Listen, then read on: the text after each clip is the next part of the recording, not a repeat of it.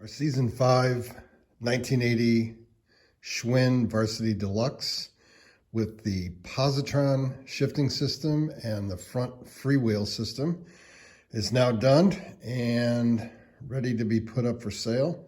The shop is cleaned and all ready to go. Have our new Park Tool clamp, a vintage Park Tool clamp. This is actually, I found out, so old that it doesn't even have the indent or the space for a cable to go through on either side. So this is one of the original models, probably from the 1970s. And look at the new tool we picked up. This is the Park Tool KS1. Doesn't exist anymore. This is vintage, but this is the Schwinn kickstand tool. So that's going to make a big difference in our life. All this, of course, means that we're ready for a new rusty, dusty, and in this case, crusty bicycle for Season 6. That's what's happening on this episode of Featherstone Bicycles.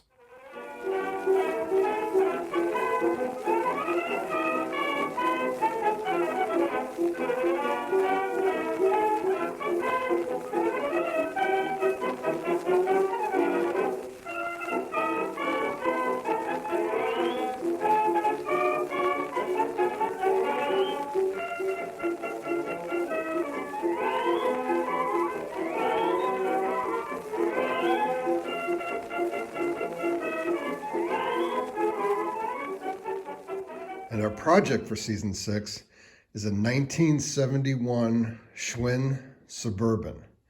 And when we do the walk around, you will see why I added the adjective crusty. It is, especially the tires. I don't know how they got in this shape, but they did. It's a ladies model, or as they say today, a step through. And the really good news for me is that of course it has hand grips, so I don't have to be sourcing expensive handlebar tape. Anyway, let's take a look around. The crusty part, you can see, are these tires. That's the gum wall. I don't know what happened here, but that is the worst looking tire or worst looking gum wall I have ever seen. And it is extremely rusty. If those rims come out looking good, no one will be more surprised than me. The color is Sierra Brown, and the paint is in very good condition. There's one little dent there, which I'm going to try to bang out. It does have the reflector bezel or bevel, whatever they call it, but it is missing the reflector, so I'll have to see if I can find that. The struts for the fenders are, of course, completely shot in terms of rust, but you know, we can fix that with some aluminum colored paint, chrome colored paint. You will need new brake cables. Probably, yes, definitely shifter cable. The chain ring guard is very dirty, very greasy. Let's see. Gooseneck is pretty rusty. Front tires look just like the back tires. That is really weird. It's almost like something was bubbling up on it. Very rusty down there, as you can see. It's got both of the pedals, which is good. Given its age and given its condition, the saddle is in remarkably good condition. It's kind of funny that some things are completely crusty and that saddle looks really good. Black handle grips, as I mentioned before. There is a sticker here. Should have had my cheaters on, but that says, hopefully you can see that, Schwinn quality from King's Schwinn and Cyclery in Casper, Wyoming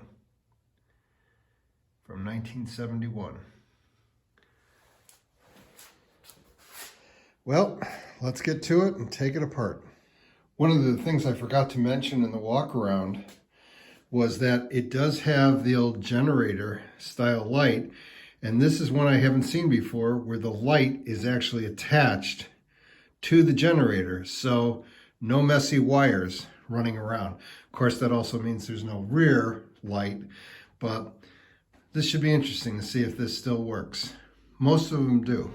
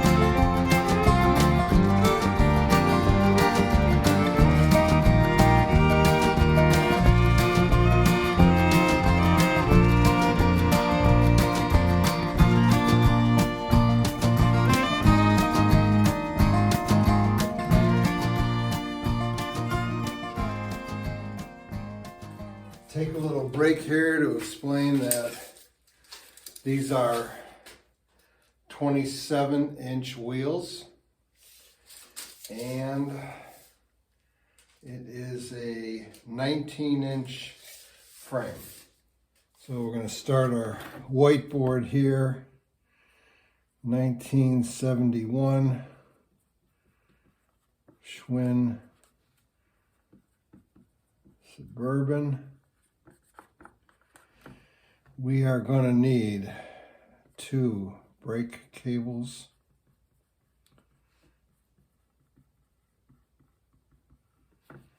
2 shifter cables,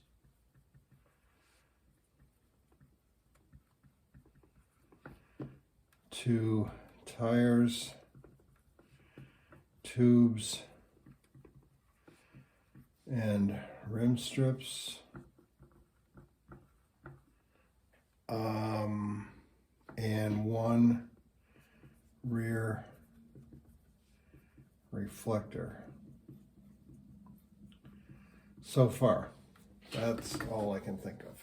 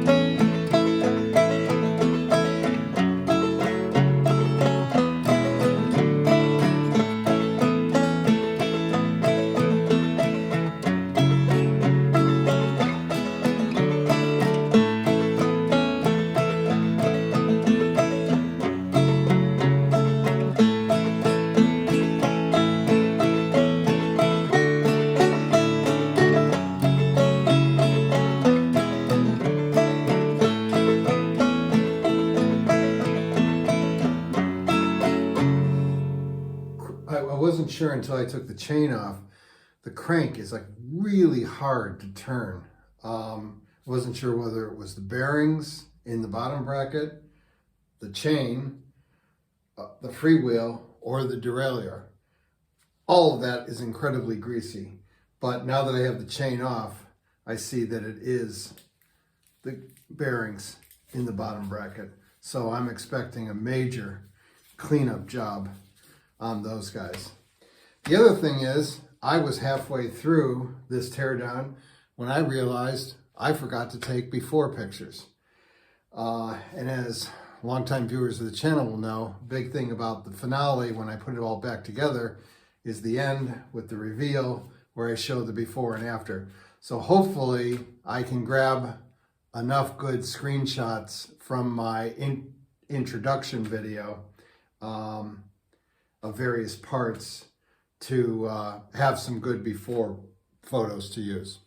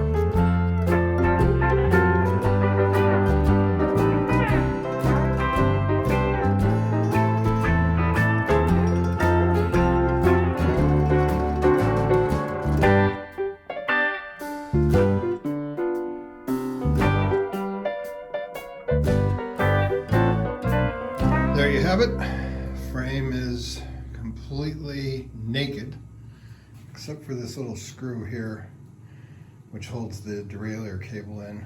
I don't want to lose that, so I put it back in place.